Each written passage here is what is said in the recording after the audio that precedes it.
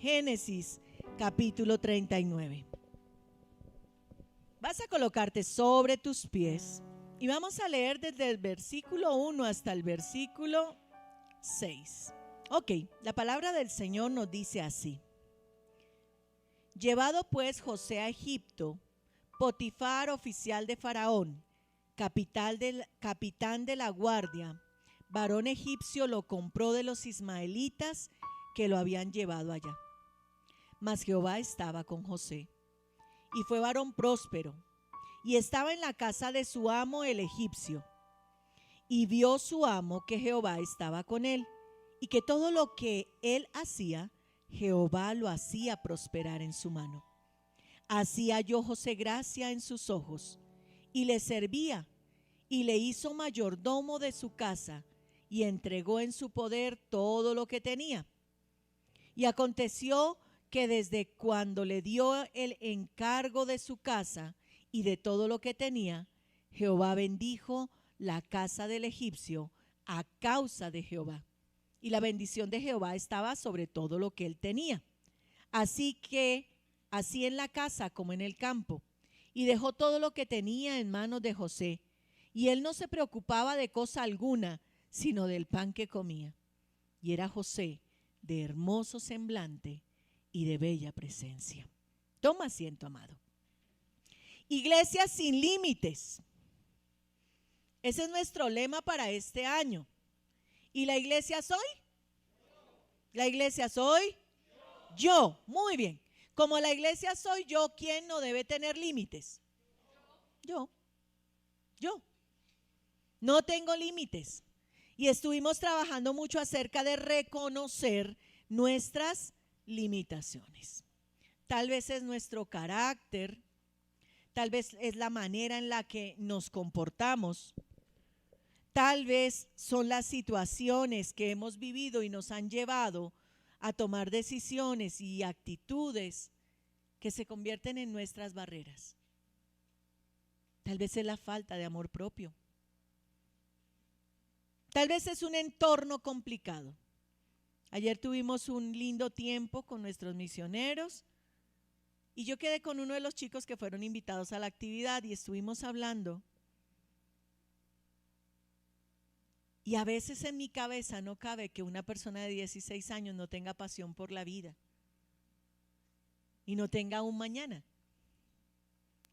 Y lo mismo le sea estar vivo que estar muerto. Eso en mi corazón no cabe y me llené de angustia por él. Yo decía, Dios, cuán difícil es, y si él supiera lo maravilloso que es tenerte en el corazón para llenar la vida, que realmente la paz y el gozo vienen del Dios de la vida. Nuestros límites tienen solución en Dios, y empezamos a hablar de cómo eliminar esos límites. 10 consejos para vencer mis límites. Y la introducción a esos 10 consejos la hicimos la semana pasada, hablando de ¿qué? Del ABC de ¿qué? ¿Del ABC de qué?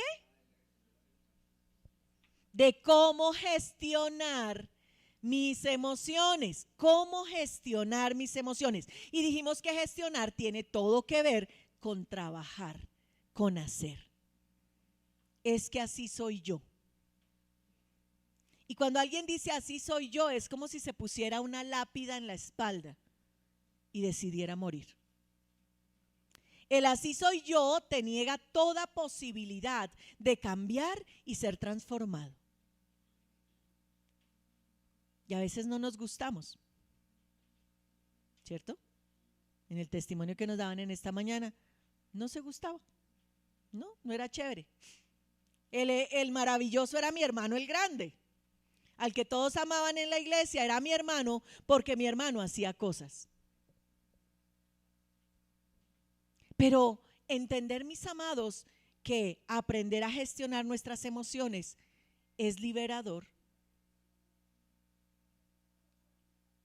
Que aprender a entender mi realidad es liberador.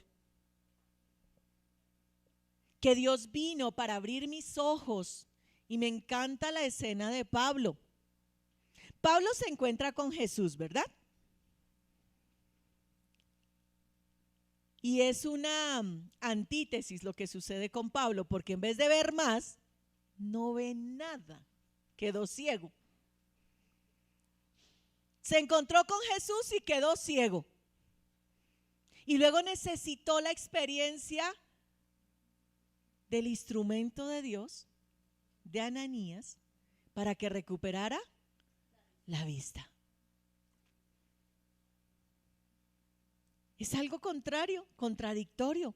A veces tenemos que perder la visión que el mundo da para recuperar la visión que solo Dios nos puede dar.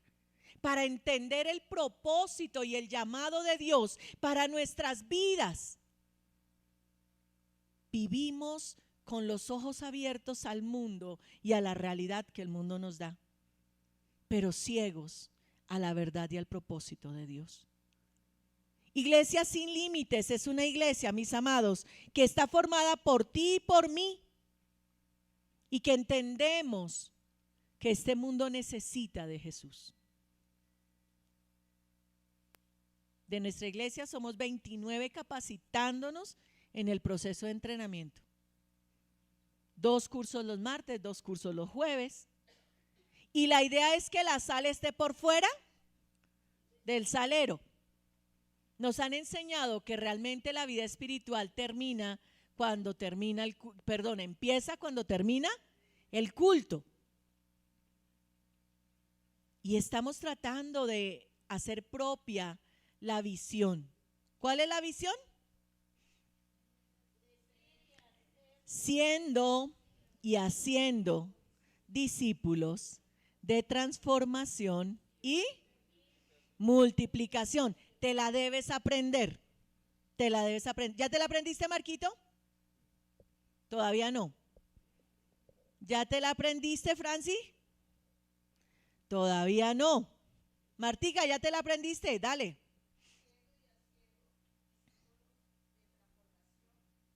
Y multiplicación. Muy bien.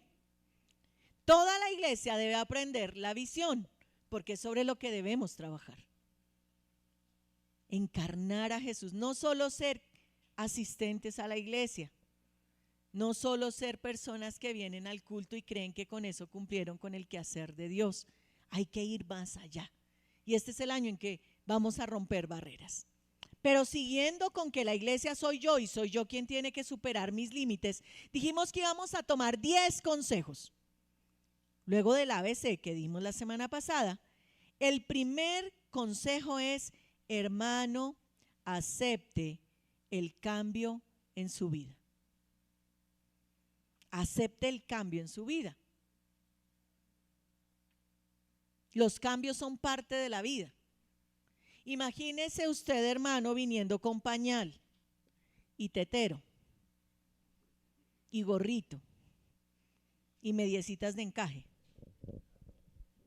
¿Cómo te verías, Nelsito?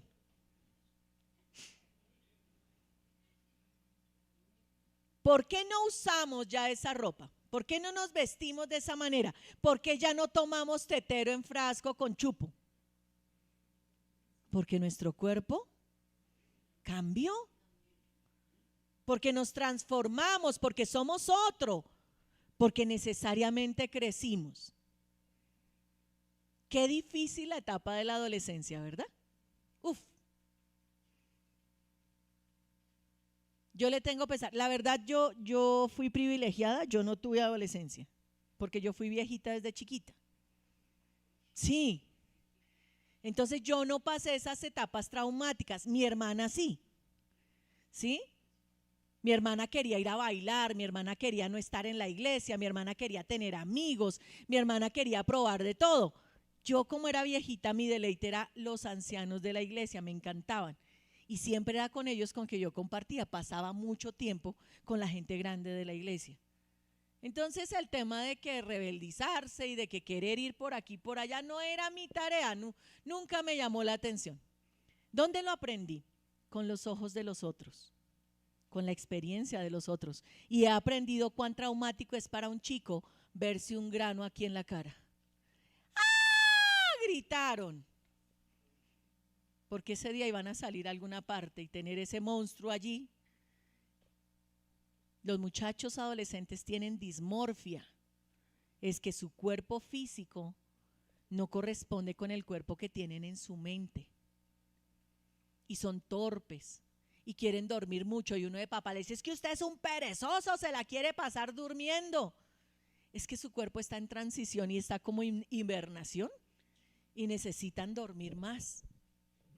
Pierden la habilidad de muchas cosas. Chiquitos corren para allá y para acá y entran a la adolescencia, y entre la depresión y ese proceso transicional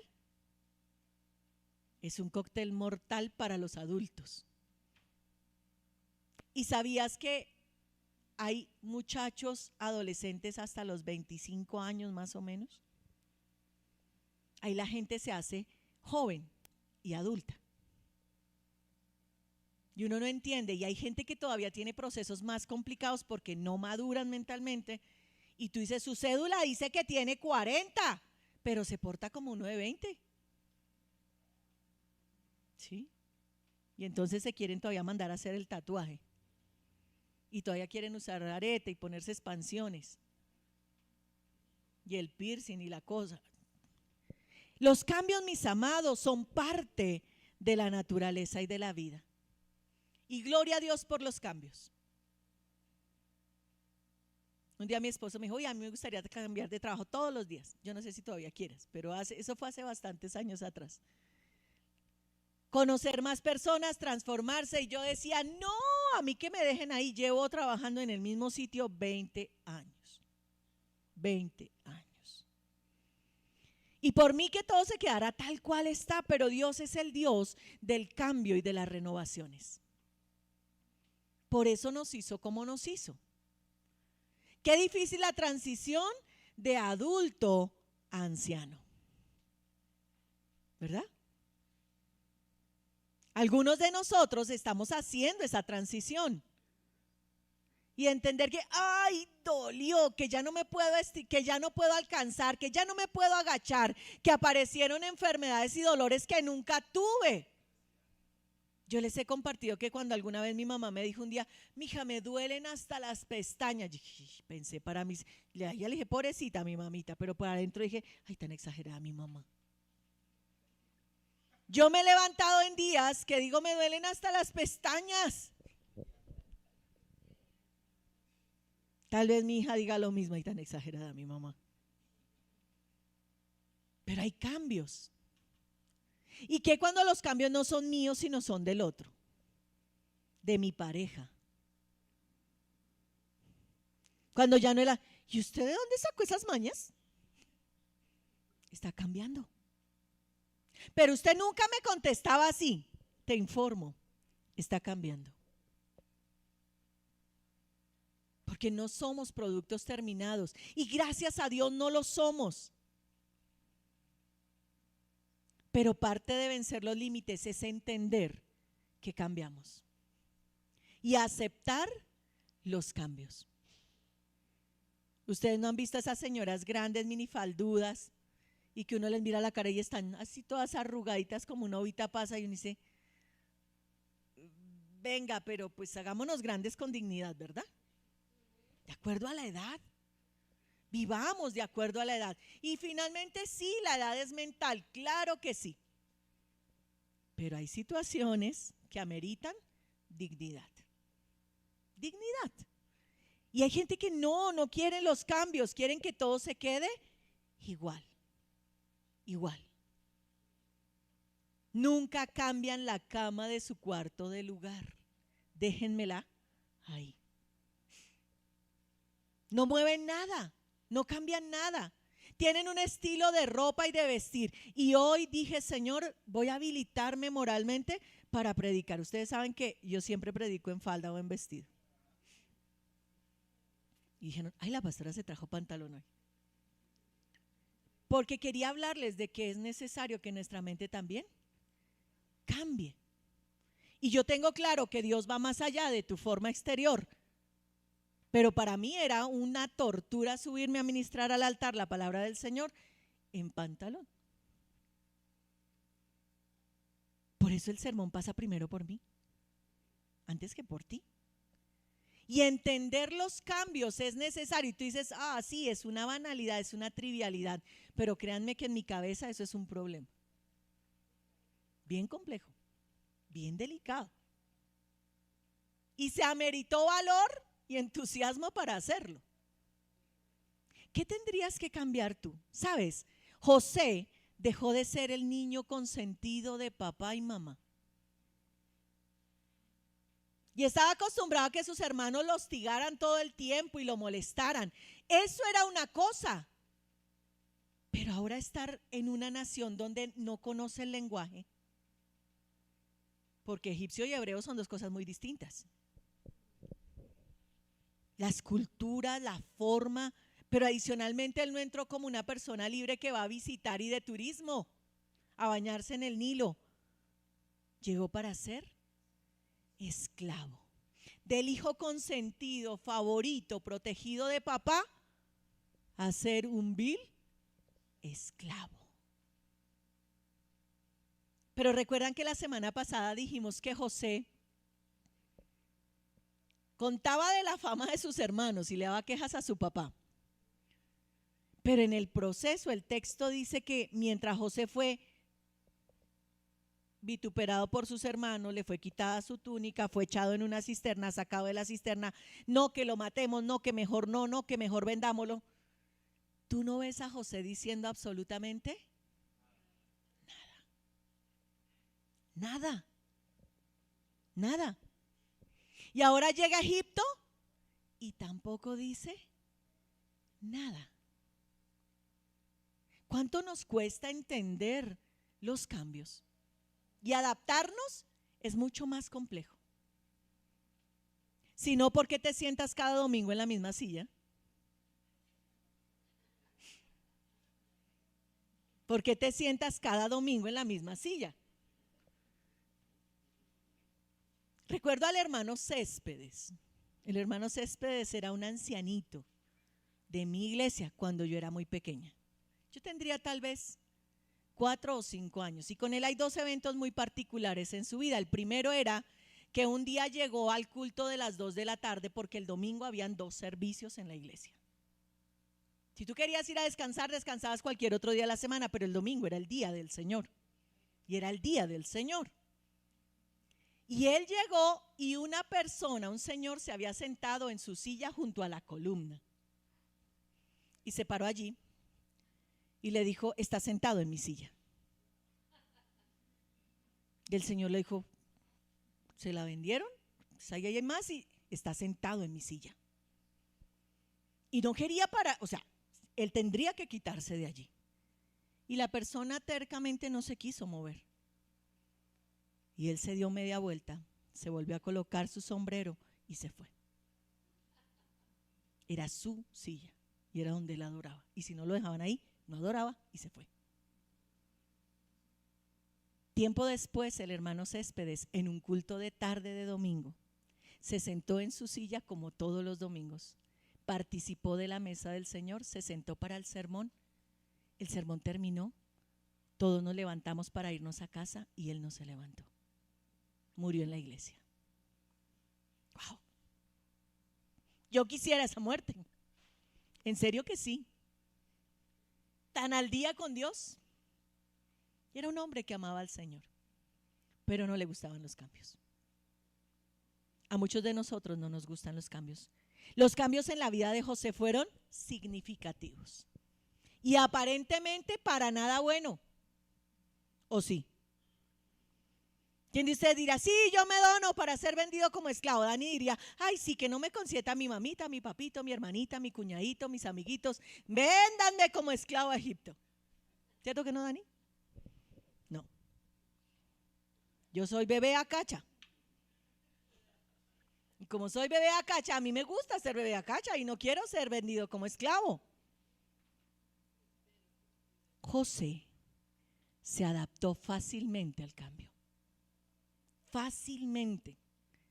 ¿Saben por qué? Porque la Biblia no quita el texto donde el pueblo renegó contra Dios. Cuando la gente hacía cosas, la Biblia no le tapa nada a nadie. David era el hombre conforme al corazón de Dios y Dios lo amaba de manera muy especial.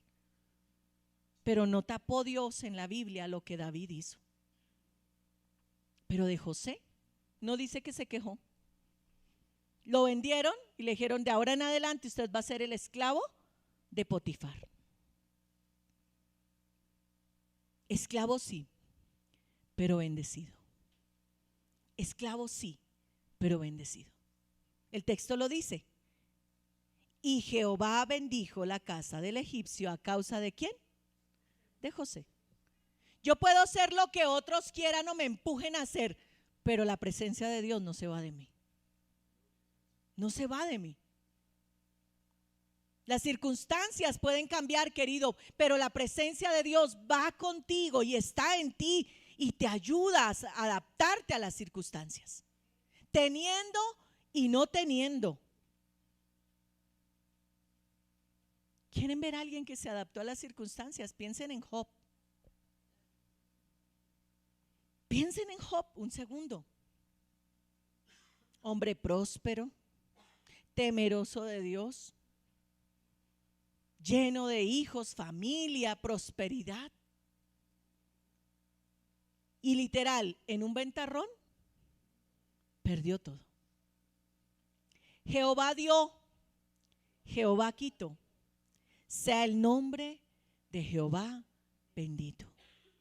¿Podrías decir tú eso cuando algo que no te agrada pasa? ¿Serías tan valiente decir: Señor, lo perdí? Señor, las circunstancias no son como las que quiero. Señor, tengo dificultades en el trabajo, pero tu nombre sea bendito. Parte de vencer nuestros límites está en la capacidad que tú tienes para adaptarte y entender que los cambios están en el propósito de Dios. Todas las cosas obran para bien a los que aman al Señor. Todas. Todas. ¿Dónde viene el problema? En que tú no ames tanto a Dios. Entonces tal vez tus acciones, tal vez tus cosas no obren para bien, porque no estarás guiado en el propósito de Dios y Dios no encauzará todas las situaciones a bendecir tu vida. José, injuriado y víctima, pero bendecido. Si tú sigues leyendo ahí en el texto, dice: y tomó su amo a José y lo puso en la cárcel donde estaban los presos del rey. Y estuvo allí en la cárcel, pero Jehová estaba con José y le extendió su misericordia y le dio gracia en los ojos del jefe de la cárcel. Ustedes saben la historia, ¿cierto? Ya parecía que José estaba acomodadito, bendecido. Dios bendecía todo lo que hacía. Potifar, su amo, lo amaba, le dio toda la confianza, lo puso súper bien, pero la esposa de Potifar se fijó en lo hermoso de su semblante y en su bella presencia. Y ese fue el problema de José. Él no quiso ceder a los ruegos de ella, ¿cierto? Para que se acostara con ella, y ella decidió armar todo una trama, y José termina de nuevo esclavo y además preso. Otra vez le desacomodaron la vida a José, otra vez más cambios, otra vez más transformaciones. ¿No te ha pasado en la vida que cuando tú sientes que como que estás acomodado, ¡prum!, algo vuelve y pasa y otra vez a empezar? Otra vez a adaptarse, otra vez, ay Dios, pero si yo estaba tan bien. Hay que aceptar que los cambios son parte de la vida. ¿Nos cuesta? Sí. Y a quienes estamos acostumbrados a tener el control, más. Cuando uno quiere tener todo ahí, ¿sí? Todo cubre y alinea de acuerdo a mi voluntad y a mi querer. Y Dios a veces tiene que trabajar con esa naturaleza nueva. El segundo consejo, el primero es: acepta que hay cambios. El segundo, no veas la crisis como obstáculos insuperables. No veas la crisis como obstáculos insuperables. No ha muerto quien lucha, dicen por ahí. No ha muerto quien lucha. Si tú tienes la disposición en tu corazón de entender que por más difícil que sea la situación, Dios está en tu vida, tú no vas a tener temor. Tú no vas a tener temor. ¿Por qué José no peleaba? Confiaba en Dios. Sabía que era bendecido de Dios. ¿Cuál es el único diálogo que uno encuentra en estos versículos, en capítulo entre el 39 y el 40? José diciéndole a la esposa de Potifar: yo no puedo hacer tan grande mal, porque mi Señor me ha confiado todo, todo me lo ha dado. Lo único que se ha reservado es tu persona. ¿Cómo voy a faltar contra Dios? ¿Cómo voy a faltar yo contra mi Señor? ¿Había sido fácil dejar correr el tema? Pero a veces eso que se levanta como una muralla delante de ti, Dios lo usa para mostrar su gloria, para desafiarte y que tú encuentres cuán valioso y cuán importante eres en Dios. No importa la circunstancia. Cuando alguien se está entrenando, no crece, no toma tamaño y peso levantando siempre el mismo peso. ¿Qué es lo que tiene que hacer? ¿Qué es lo que tienen que hacer, Dani? Ir subiendo peso. Cuando tú sientes y estás muy cómodo, a veces Dios tiene que poner alguna situación que aumenta el peso espiritual y tú te tienes que meter más con Dios y tienes que buscarle más. ¿Para qué? Para superar y poder llegar a la estatura del varón perfecto, que es el desafío de Dios. Si Él es el gran paladín del pueblo de Israel, si Él es el Dios fuerte y valiente, llegar a la estatura del Dios fuerte y valiente es ser un Mister Olimpia. Y eso es lo que Dios quiere de ti. Que tomes estatura, que tomes talla, que tomes peso. Y por eso hay momentos en que uno dice: wow, levantar espiritualmente esta circunstancia. No puedo con esto, Señor. No puedo con esta situación. Yo quiero ser libre, Señor, pero está el obstáculo, está la barrera. Yo tengo que ir a más. José tuvo que enfrentarse con esa gran verdad. ¿Cuál era su gran limitante? Él no era un hombre libre. Era un esclavo, un dulos, un esclavo. Con él hacían como querían. Con él hacían como querían.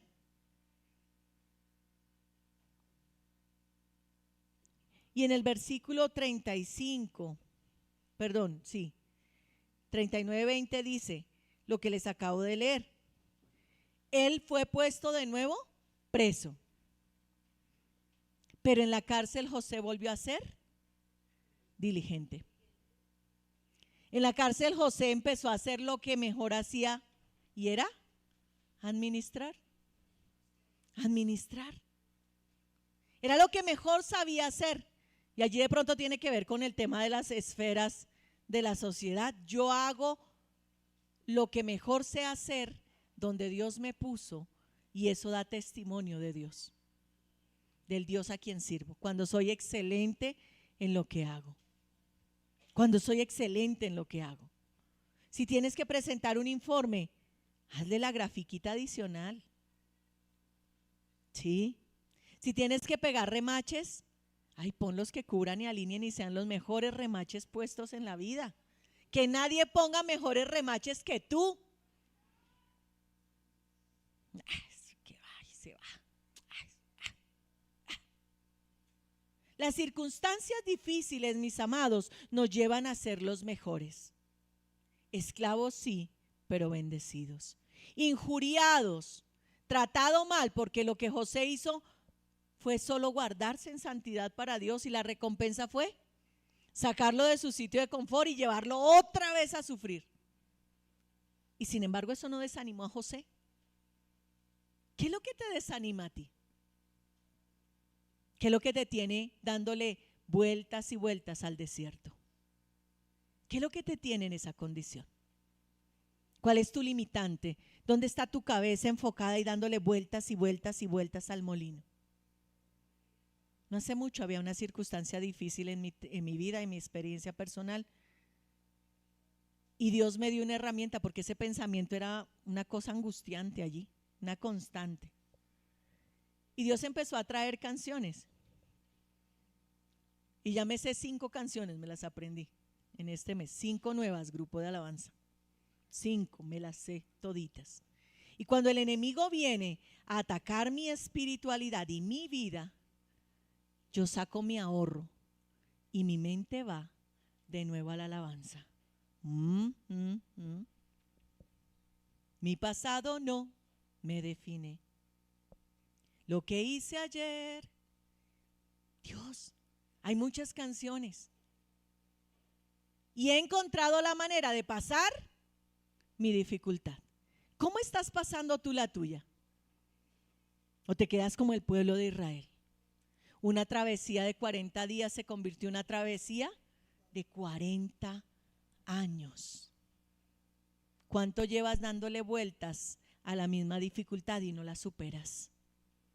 ¿Cuándo vas a salir de tu desierto para que florezca la vida en tu persona? Mira, amado, no te mueras sin ir a más. No te mueras sin exigirte a ti mismo y hacer algo nuevo. No te mueras. No permitas que el enemigo haga tan grande tu límite que tú no puedas ir con Dios y tomar posesión de la tierra que fluye leche y miel. No te mueras sin mirarte al espejo y gustarte. Sin mirarte al espejo y decir, carachas, lo logré. Fue mi mejor esfuerzo, fue mi mejor tarea, es mi mejor versión de mí mismo. No veas la crisis como un obstáculo, mírala como una oportunidad. Como una oportunidad. Cuando Dios nos lleva en su propósito y aún faltamos contra la voluntad de Dios y pecamos, si tú tienes la capacidad de volver a los pies de Cristo, Él transforma tu pecado en una victoria, en un crecer espiritual, en un levantarte en Dios y tomar alas de águila e irte más allá. No te estoy animando a pecar, te estoy diciendo que aún tu equivocación y tu error en Dios se transforman en ir más allá del obstáculo. Si tú puedes ir más allá de tu pecado, tú vas a ver la gloria de Dios. Si tú puedes ir más allá del poco amor que te tienes, vas a ver la gloria de Dios. Si tú puedes ir más allá de tu coraje, de tu enojo, de tu rencor, de tu ira, de tu amargura, tú vas a ver la gloria de Dios, porque esos son mis límites. Es que yo no puedo perdonar. Es que yo no le puedo perdonar eso que me hizo. ¿Qué tal el Señor dijera lo mismo de ti y de mí? Es que no le puedo perdonar lo que hizo. No puedo perdonarle sus pecados, su desobediencia. No le puedo perdonar eso con lo que me ofende cada semana y luego al momento de la cena pide perdón por exactamente lo mismo. No se lo puedo perdonar. Pero Dios, ¿qué dice? Yo tomé tus pecados y los eché a lo profundo de la mar. Y nunca más, iglesia, Él se va a acordar de tus pecados ni tus equivocaciones. El primer consejo es: acepta los cambios. El segundo consejo es: no veas los límites, los obstáculos como un límite insuperable. Y el tercero, y con eso termino en esta mañana: establezca relaciones sanas. Sanas. Establezca relaciones sanas. Finalmente, yo no necesito a nadie. ¿Alguno de ustedes ha dicho eso alguna vez? Finalmente yo no necesito a nadie, yo puedo solo, yo puedo sola. Y tal vez podemos, por mucho tiempo uno puede, pero llega un momento en que tu vida estará vacía, un momento en que tu cajón estará solo en una sala de velación y a nadie le importará que hayas partido de esta vida, porque no estableciste relaciones sanas. Yo lo único que le digo a Dios es que el día que yo me muera quiero que mi entierro sea como el de Diomedes, porque sabré que mi vida fue significativa para alguien, porque a alguien se ayudó, a alguien se le aportó, a alguien quiso a la vida nuestra bendecir. ¿Cómo es tu vida? Te la pasas mirándote a ti mismo, a tu dolor, a tu sufrimiento. Yo. Y alrededor tuyo un montón de gente peor que tú, pero tú no les ves porque tú no estás estableciendo relaciones saludables. Porque el ego y el dolor personal priman sobre todas las cosas. Cuando yo aprendo a establecer relaciones sanas, entonces crezco. Cuando permito que la gente entre en mi intimidad y me conozca. ¿Qué tan terrible es lo que tienes para ocultar de tu propia vida? Para no ser como el apóstol San Pablo dice, una carta abierta al mundo. En la vida de José, él supo establecer buenas relaciones. En el capítulo 40, versículos del 4 al 7, tú encuentras el proceso de José en la cárcel. Y dice el Señor que Él le puso en gracia delante del jefe que cuidaba la cárcel. Y cuando el copero y el panadero del rey cayeron en desgracia, los trajeron. Y dice el texto, y el capitán de la guardia encargó de ellos a José. Y él les servía. ¿Acaso José dijo, ¿qué va? Ustedes son unos presos igual que yo. No me interesa si usted era el copero, no me interesa si usted era el panadero. Aquí todos somos iguales. ¿Y por qué le tengo que servir? No, el texto dice, y él les servía. Él les servía. Hermano, sea servicial. Hermano, sea generoso, dé con corazón agradecido a los demás, sirva a los hermanos, tenga relaciones sanas y productivas. El refrán dice que el que no sirve, el que no vive para servir, no sirve para vivir. José, miren en qué condición estaba. Hermano, ¿a usted no le amargaría cada día de su vida que usted esté en la cárcel por algo que usted no hizo?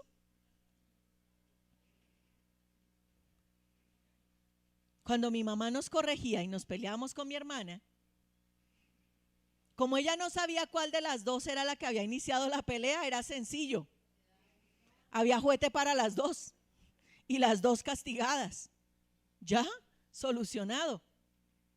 Fue ella, no, para las dos. Listo. No hay problema. Y yo a veces me quedaba con la sensación de que mi mamá era injusta, porque era mi hermana la que había empezado. O yo creo que mi hermana se quedaba con la sensación de injusticia cuando yo empezaba la pelea y a ella le pegaban por culpa mía, ¿verdad? La injusticia es horrenda. Y más cuando la cometen con uno.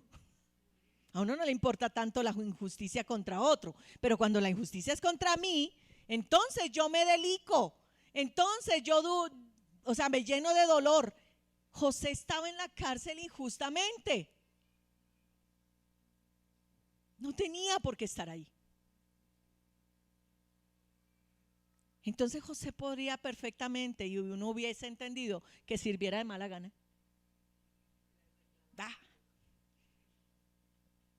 ¿Yo por qué? Yo no merezco estar aquí y cada día estar diciendo yo no merezco esto. ¿Cuántas veces te has dicho a ti mismo, a ti misma, yo no merezco esto? Yo no merezco esta vida, yo no merezco esta relación, yo no merezco estos hijos, yo no merezco estos padres, yo no merezco este trabajo. José les servía y estuvieron días en prisión, y ambos, el copero y el panadero del rey, estaban arrestados en prisión y tuvieron sueños, cada uno su propio sueño, en una misma noche, cada uno con su propio significado. Y vino José a ellos por la mañana y los miró, y he aquí que estaban tristes. Y él les dice: ¿qué les pasa? ¿Por qué están tristes? Sabes, las relaciones significativas nacen a partir de personas serviciales, pero nacen también a partir de personas agradecidas. Nosotros hasta con Dios somos ingratos. Y si con Dios somos ingratos, imagínense, los demás pagan por ventanilla. No sabemos ser agradecidos. Nadie tiene por qué ninguna obligación de servirme, de ayudarme, de apoyarme, de tal manera que cuando yo entiendo eso, cualquier cosa que otro hace es digna de gratitud. De gratitud. Pero cuando yo creo que soy el ombligo del mundo y que todo me lo merezco, entonces soy ingrato. Una sana relación se construye cuando tú eres agradecido. El jefe de la guardia veía a José con buenos ojos y lo puso en honra. Y le dijo: mira, aquí viene el copero, viene el panadero, para que tú los cuides. Son personas de honra de la corte. Y José lo hizo diligentemente. Les servía. La otra cosa es preocuparse genuinamente por el otro.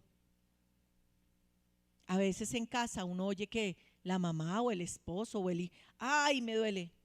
¿Qué le pasó? Me pegué. Ah, échese ahí cremita. ¿Eso es preocupación? ¿Qué cuando tú ves que, como José, alguno de tus compañeros llegó con cara triste? El del trabajo. Cada quien solucione allá su vida. Cada quien mire a ver cómo arregla su vida. No, José los vio y dijo: oigan, ¿por qué están tristes?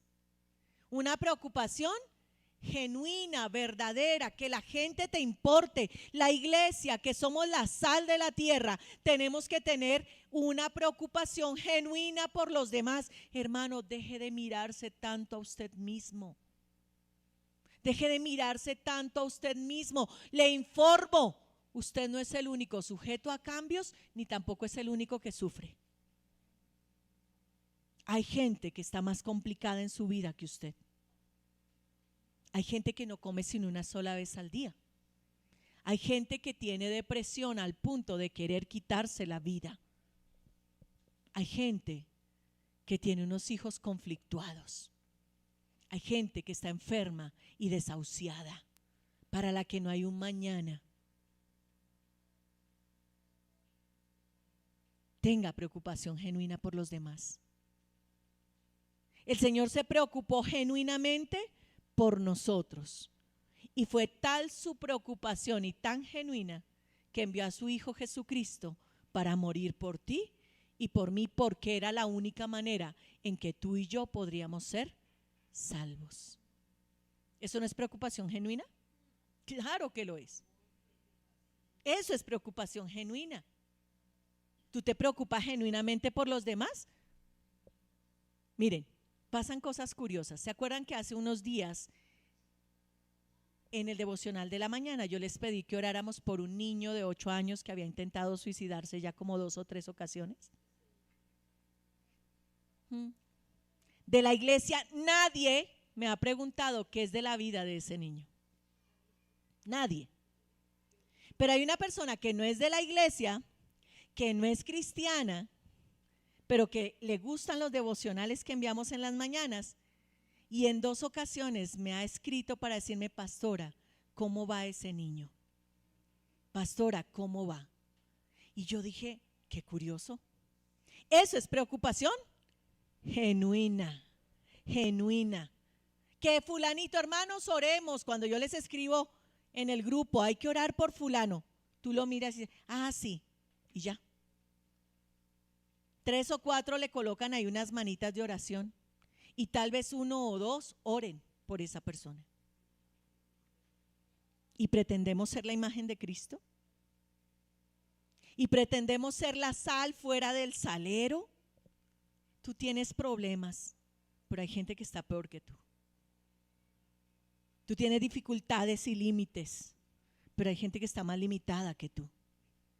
Yo te invito en esta mañana que dejes de mirarte tanto, de estar embelesado contigo y con tus problemas, de estar endulzado dándote cariño, porque nadie más te ama, nadie más te quiere, nadie más te cuida, porque solo tú sufres.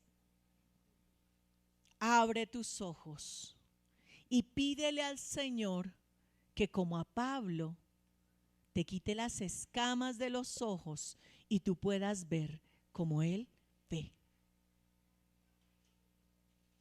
¿Quieres vencer tus límites?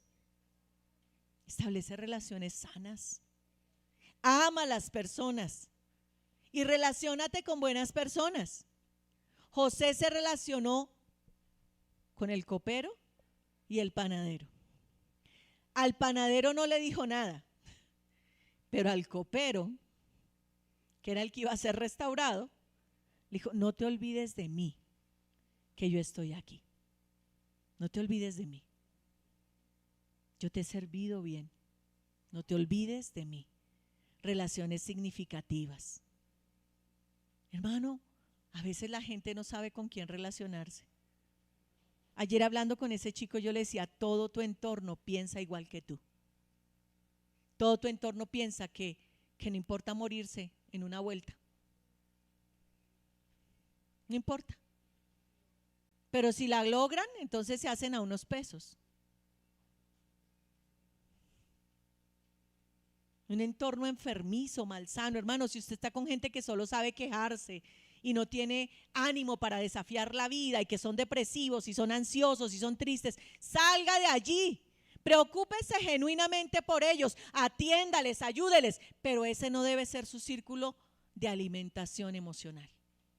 Usted debe buscar quien le nutra, quien le alimente, quien le hable bonito, quien lo desafíe a tomar ánimo, a levantarse y a no morir sin haber visto la gloria de Dios en su vida. No se niegue esa oportunidad, hermano. Tenga en Dios sanas relaciones. Acuérdate de mí cuando tengas ese bien y te ruego que uses conmigo la misericordia y hagas mención a Faraón de mí. Mira a quién estaba pidiendo José que lo recomendara y con quién. Él sabía que el copero estaba ahí, él probaba el vino antes que Faraón. Faraón tomaba de las babitas del copero. Sí, eso era lo que literalmente pasaba.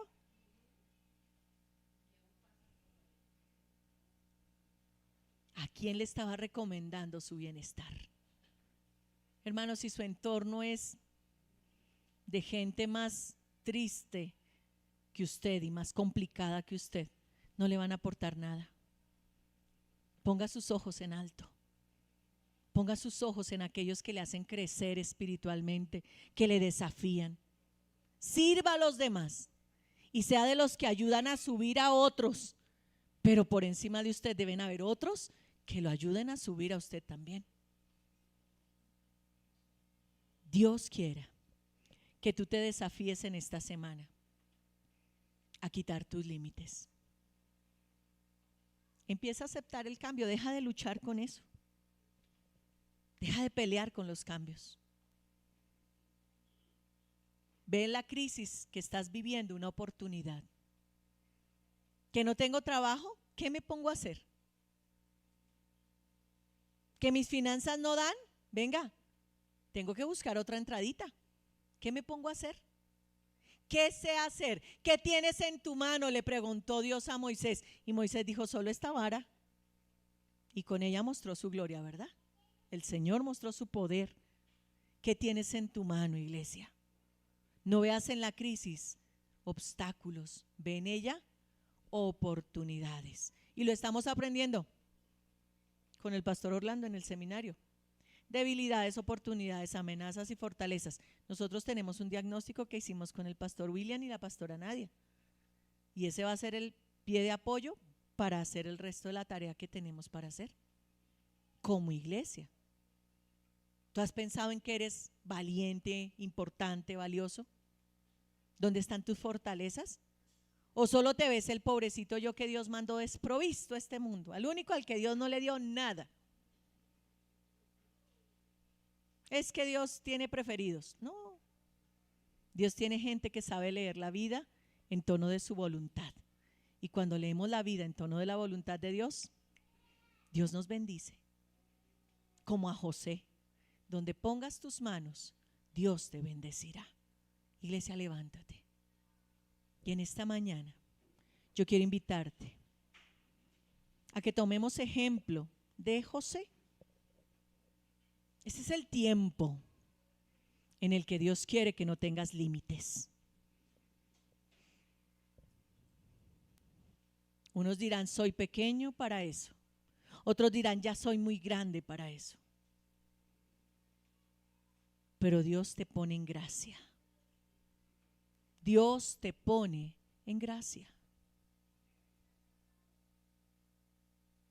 Cierra tus ojos y adora. ¿Qué quieres decirle al Señor? Él ya te habló a través de su palabra. Habló a mi vida. ¿Y ahora qué le vamos a decir al Señor? Señor, ¿un sermón más? ¿O vas a dejar que la palabra te incomode? Y tú le vas a decir: Señor, no me quiero ir de este mundo sin ver tu gloria en mí. No me quiero ir de este mundo sin ver tu bendición en mi vida. No me quiero ir de este mundo, Señor, sin entender que tú me has llamado, y que tu llamado es un llamado verdadero, que viene para transformarme, para hacerme feliz, para hacerme realizado, realizada. Señor, yo ya no quiero vivir con esta amargura, con este dolor en mi corazón. Yo quiero, Señor, perdonar y ser perdonado. No quiero seguir alimentando mis barreras. No quiero que mi deambular por este mundo para alcanzar tu bendición vaya de 40 días a 40 años. Señor, sácame de mi desierto. Sácame de mi desierto y llévame a más. Sácame de mi desierto. Sácame de mi desierto, Señor. Tú has visto mis lágrimas. Tú has visto mi frustración, tú has visto mi desespero, mi ansiedad, tú lo has visto, Dios. Pero ya no quiero más de esto. Ya no quiero, Señor. Ya no quiero este dolor en mi vida. Ya no quiero la aflicción. Cubre todo con tu amor. Cubre toda mi vida con tu gracia. Y hazme sentir poderoso en ti. Hazme sentir más que vencedor, como tu palabra lo promete. Ya no quiero, Señor. Quiero los cambios. Quiero los cambios. Quiero que mi vida sea transformada, Señor. Quiero mis cambios, quiero mi vida en nota de ti. Renuncio a mis preferencias. Renuncio, Señor, a mis gustos personales. Renuncio a la comodidad para hacer tu voluntad, para que tú, Señor, te glorifiques en mi vida. No quiero seguir mirándome a mí. Quiero entender la necesidad del otro. Quiero establecer relaciones de amor, de fraternidad significativas, Dios. Gracias, Señor. Iglesia, habla a tu Dios. Háblale al Señor, iglesia. Yo no puedo orar por ti. Yo puedo orar porque Dios te bendiga, pero ¿cómo tú respondes? Solo tú y Dios, solo tú, tu corazón y Dios. Respóndele al Señor. Respóndele.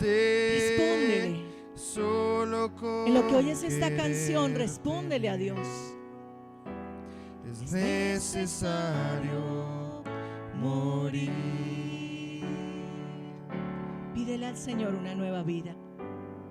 Dame tu vida, esa clase de vida que sabes dar.